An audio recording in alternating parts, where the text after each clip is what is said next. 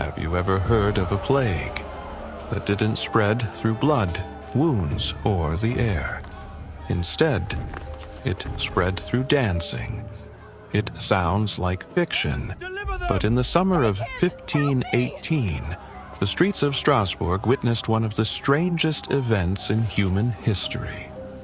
It all began with a single woman. Her name was Frau Trophäa. Without warning, she stepped into the street and started dancing. There was no music, no festival, no celebration. She simply danced. People stopped to watch, expecting her to grow tired and return home. She didn't. She danced for hours, then through the night, then into the next day. Her feet became swollen and covered in blood, yet she continued moving as if she had completely lost control of her own body. Soon, something even stranger happened. Others began dancing too. First one, then several more. Within days, dozens of people were dancing uncontrollably through the streets. Within weeks, the number had grown into the hundreds. Some screamed in pain while they danced. Others collapsed from exhaustion, only to rise and continue moving. Historical records describe people suffering heart attacks, strokes, and complete physical exhaustion after dancing for days without rest. Fear quickly spread across Strasbourg. No one understood what was happening. Doctors examined the victims, but found no signs of infection. Instead, they reached a shocking conclusion. They believed the dancers suffered from an illness caused by overheated blood. Their solution was unlike anything you would expect. Instead of stopping the dancing, they encouraged it. The city hired musicians.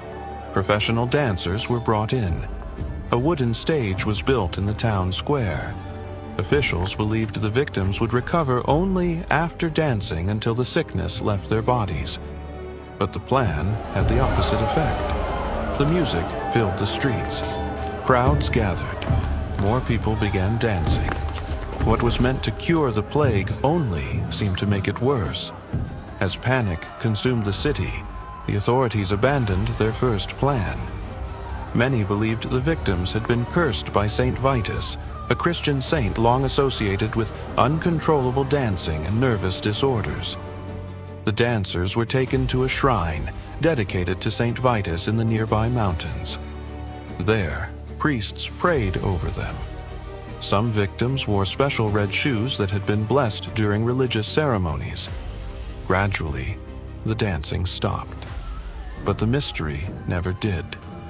More than 500 years later, historians and scientists still cannot agree on what really happened. One theory suggests the victims suffered from mass psychogenic illness, sometimes called mass hysteria. Life in 16th century Strasbourg was incredibly difficult. Famine had devastated crops. Disease was everywhere. Extreme poverty and religious fear filled everyday life. Some researchers believe the overwhelming stress became so powerful that it spread through entire communities, causing real physical symptoms. Another theory points to ergot poisoning. Ergot is a fungus that grows on rye and produces chemicals similar to LSD. Some believed contaminated bread caused hallucinations and uncontrollable movement.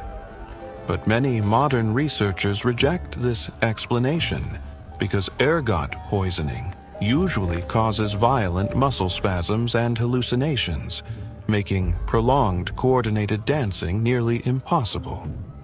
Others believe the answer lies somewhere between psychology, religion, and the hardships of medieval life. Perhaps no single explanation can fully solve the mystery. What makes the dancing plague so fascinating isn't just that it happened. It's that hundreds of ordinary people experienced something so extraordinary that even modern science struggles to explain it.